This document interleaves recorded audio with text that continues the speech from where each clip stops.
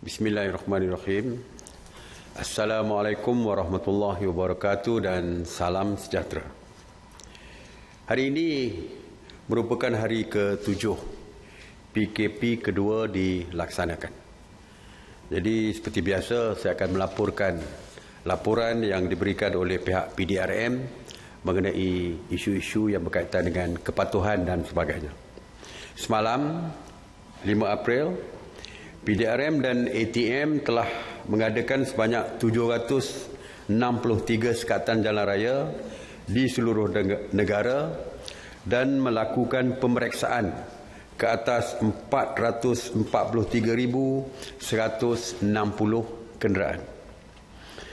Sebanyak 36,483 pemeriksaan mengejut telah diadakan di seluruh negara dan sebanyak 4,571 premis telah diperiksa oleh pihak berkuasa.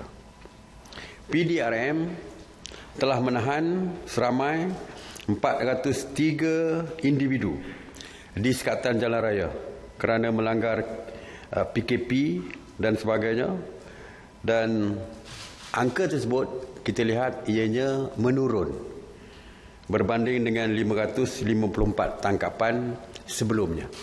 Jadi ada penurunan, ya. Walaupun penurunan ada penurunan, namun jumlah tangkapan 403 individu itu masih tinggi berbanding dengan sebelumnya. Jadi saya percaya hari semalam merupakan hari kerja. Seperti saya kata bahawa hari Minggu mungkin ramai yang mengambil peluang untuk keluar. Dan kita harap penurunan ini akan berterusan di dalam minggu ini. Daripada 403 individu yang ditahan semalam, jumlah yang direman adalah 347 individu dan 56 individu dijamin. Seramai 537 individu dituduh di mahkamah semalam. Jumlah tangkapan kumulatif ingkar PKP dari 18 Mac sehingga 6 April 2020 iaitu semalam adalah sebanyak 6,452 individu.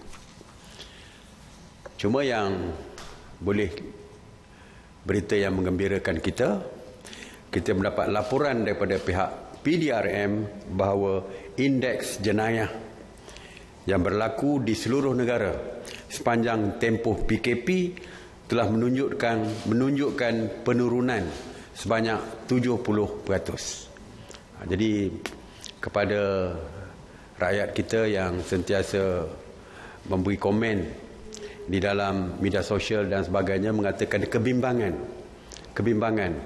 rumah mereka kosong dan sebagainya, takut meningkat jenayah semakin meningkat dan sebagainya.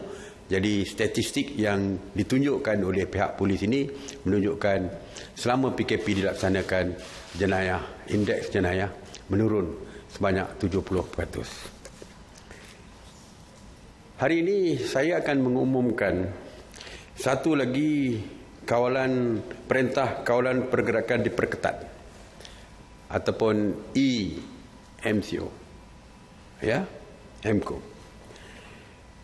Seperti kita tahu, setakat ini kita sudah ada 3 kawasan PKP diperketatkan, iaitu di Simpang Renggang, Keluang Johor, Sungai Lui di Hulu Langat, Selangor, manakala Menara City One di Masjid India di Kuala Lumpur. Kerajaan di atas nasihat daripada Menteri Kesihatan telah memutuskan untuk melaksanakan PKPD yang keempat di bangunan Selangor Mansion dan bangunan Selangor Malayan Mansion di Jalan Masjid India, Kuala Lumpur. Arahan PKP ini berikutan dengan 15 kes positif jangkitan COVID-19 di dua bangunan tersebut. PKPD ini akan melibatkan penghuni di 365 unit kediaman dan premis perniagaan. Perintah ini akan berkuat kuasa 7 hari bulan April 2020 iaitu hari ini, sehingga proses pengesanan kes dari unit ke unit selesai.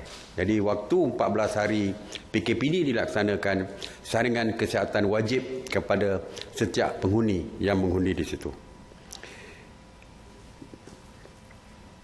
Jadi penghuni sewaktu seperti biasa di dalam SOP-nya, setiap penghuni mesti berada di dalam unit rumah masing-masing ataupun unit flat ke whatever lah, tempat tinggal mereka, unit tempat tinggal mereka tidak boleh keluar, malah orang luar pun tidak dibenarkan untuk masuk ke mansion yang saya sebutkan, dua bangunan mansion yang saya sebutkan tadi. Jadi saya amat berharap supaya penghuni yang di lockdown di situ supaya mematuhi setiap arahan yang dikeluarkan oleh pihak berkuasa, dan saya juga meminta orang ramai yang mungkin mempunyai kawan-kawan ataupun saudara mara di situ supaya tidak mengunjungi kawasan yang telah pun diisytiharkan sebagai enhanced MCO ini.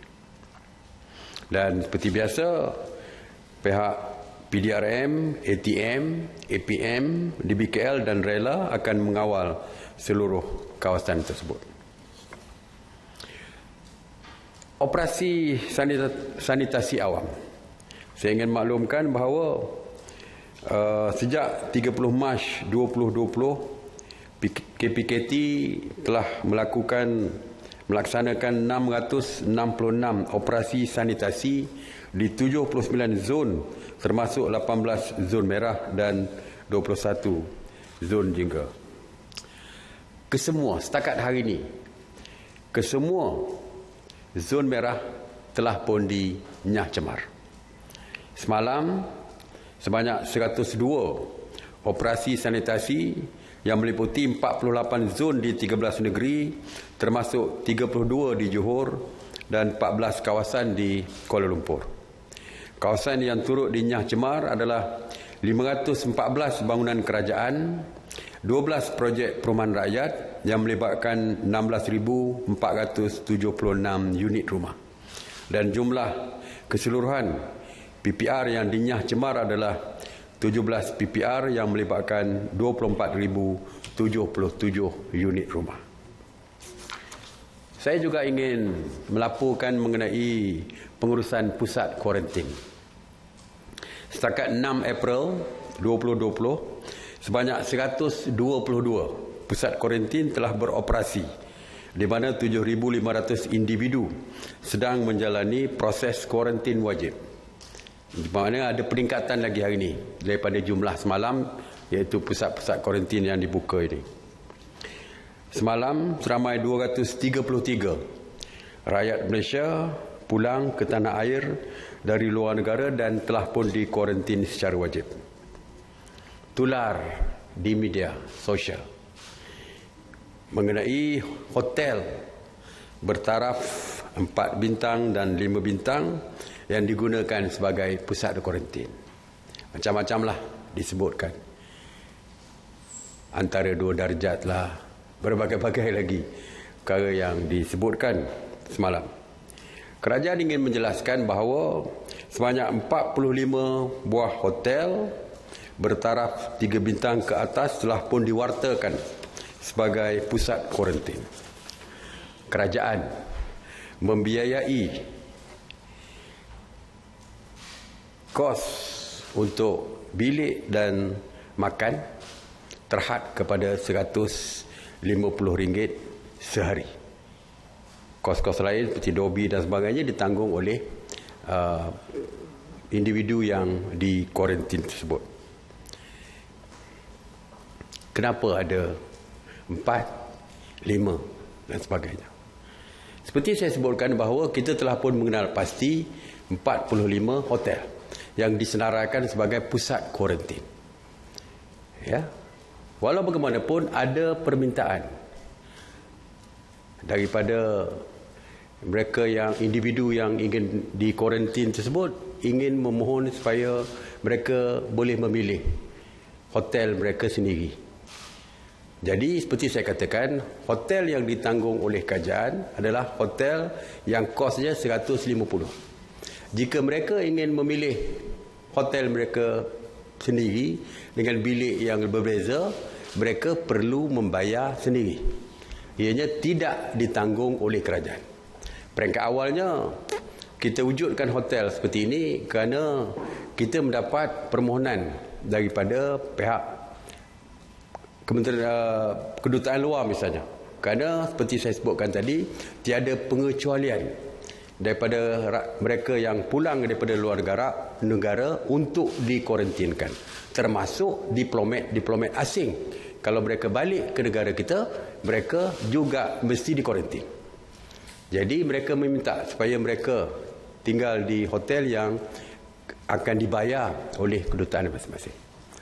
Oleh itu, ramai juga di kalangan penumpang pesawat yang pulang ke negara ingin memilih hotel mereka sendiri dan mereka sanggup membayar kos mereka sendiri. Jadi sebab itu saya katakan bahawa yang kerajaan sediakan adalah hotel yang mungkin bertaraf 3 bintang atau 4 bintang, terserah kepada pengusaha hotel kalau nak beri diskaun dan sebagainya, iaitu ditanggung penuh oleh kerajaan. Tapi yang lain-lain dipilih oleh mereka yang individu yang berminat untuk menyewa dan membayar sendiri. Jadi sebab itulah ada hotel-hotel yang kita tentukan seperti itu. Walau bagaimanapun, mereka hanya boleh memilih hotel yang telah pun ditetapkan oleh kerajaan. Mereka tak boleh pilih tiba-tiba nak duduk di hotel 6 bintang ke 5 bintang yang mereka pilih sendiri. Tak boleh. Sebab walaupun mereka di hotel, tetapi SOP-nya adalah seperti juga pusat-pusat kuarantin di tempat lain. Mereka tidak boleh keluar daripada bilik. Mereka tidak boleh menerima pengunjung, saudara mara mungkin nak mengunjung untuk bertemu mereka, tidak dibenarkan sama sekali. Jadi kalau mereka memilih hotel secara suka, secara mereka memilih sendiri dan tidak mengikut hotel yang disenaraikan, tentu sajalah kita akan menghadapi kesukaran untuk membuat pemantauan dan sebagainya. Just imagine, hotel di PJ katakan ada 5 orang, hotel di Putrajaya ada 5 orang, dan susah untuk kerajaan membuat pemantauan. Jadi kita tetapkan, walaupun mereka bayar sendiri, masih mereka tidak boleh memilih hotel mereka secara sendiri. Jadi itu yang berkaitan dengan hotel dan sebagainya. Jadi saya percaya apa yang digambarkan semalam adalah tidak tepat, bukan kita membeza-bezakan dari segi bila kita tempatkan mereka di hotel, maka kerajaan pilih ini nak letak tempat yang lebih baik dan sebagainya. Dan saya ingin berterima kasih kepada pihak hotel sebab 150 beserta makan dan minum merupakan kos yang agak rendah. Jadi kita berterima kasih kepada pihak hotel yang termasuk di dalam senarai ini kerana membantu kerajaan untuk menyediakan tempat yang baik kepada individu di pusat kuarantin, dalam masa yang sama harganya dapat diturunkan. Jadi itu saja yang saya nak sampaikan pada hari ini. Sekali lagi saya menyeru, kita ada seminggu saja lagi. Selepas hari ini merupakan hari ke-7, mana kita ada 7 hari lagi. Dan kita berharap supaya kita teruskan tanggungjawab kita untuk memutuskan rantaian COVID-19 ini supaya tidak lagi dapat merebak ke seluruh negara. Jadi saya sekali lagi menyeru dan memohon kepada seluruh rakyat supaya mematuhi setiap arahan yang dikeluarkan oleh pihak kerajaan. Berikan kerjasama kepada pihak berkuasa, terutamanya PDRM, ATM dan sebagainya yang sedang mengawal dan untuk memastikan keselamatan kita terus terjaga. Terus kekal tinggal di rumah. Stay home, stay safe. Terima kasih. Assalamualaikum warahmatullahi wabarakatuh. Soalan? Datuk Seri nak tanya sikit mengenai satu tabung kutipan COVID-19. So apakah proses bagi nak membuat tabung itu dan pelaksanaan je macam agihan je supaya takut tak nak ada pihak yang mengambil kesempatan terhadap tabung COVID-19? Ya. Besok saya akan umumkan mengenai jumlah kutipan tabung dan pelaksanaan setakat hari ini. Besok saya akan umumkan. Juga saya akan umumkan mengenai proses pengedaran topeng muka yang dijanjikan oleh kerajaan untuk diberikan secara percuma kepada rakyat. Besok saya akan umumkan. Datuk Seri Indi Reza RTM, saya nak bertanya, hari ini Putrajaya dah dikategorikan sebagai zon merah. Jadi adakah selepas ini kerajaan merancang untuk memperketatkan kawalan di Putrajaya termasuk di bangunan Perdana Putra? Kedua, sekiranya PKP dilanjutkan selepas 14 hari bulan, adakah kerajaan bersedia untuk mempertimbang memberi kelonggaran kepada beberapa jenis perniagaan untuk beroperasi? Misalnya kedai hardware, perkakasan elektrik, seperti di sekarang ini kita beri kelonggaran Isnin dan Khamis. Mungkinkah selepas ini setiap hari seperti dilaksanakan di Selangor? Dan juga ini dari Chairman Persatuan Pemilik Kedai Rambut Malaysia, A.K. Silvan, yang bertanya, adakah kerajaan mempertimbang juga memberi kelonggaran kepada kedai gunting rambut? Ya, terima kasih. Saya tengok berita semalam tadi. Ada yang potong rambut pakai pemotong daun, pemotong rumput dan sebagainya. Jadi seperti yang saya pernah sebutkan bahawa pihak MKN hari Khamis nanti mereka akan bentangkan, MKN bersama KDN akan mengeluarkan satu SOP yang baru yang berdasarkan zon tertentu. Seperti saya sebut tadi, seperti saudara sebut tadi, zon Putrajaya sudah menjadi kawasan yang dianggap sensitif ataupun zon merah. Jadi selain daripada zon merah, tentu ada zon hijau.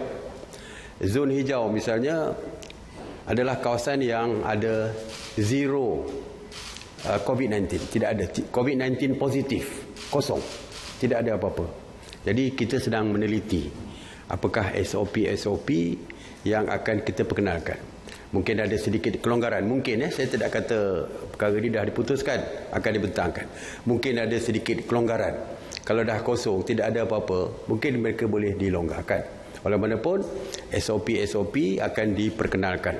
Supaya mungkin kalau di kawasan zon merah, zon hijau, tak boleh keluar daripada kawasan tersebut dan orang lain tak boleh masuk ke kawasan tersebut kerana takut hijau akan menjadi merah dan sebagainya.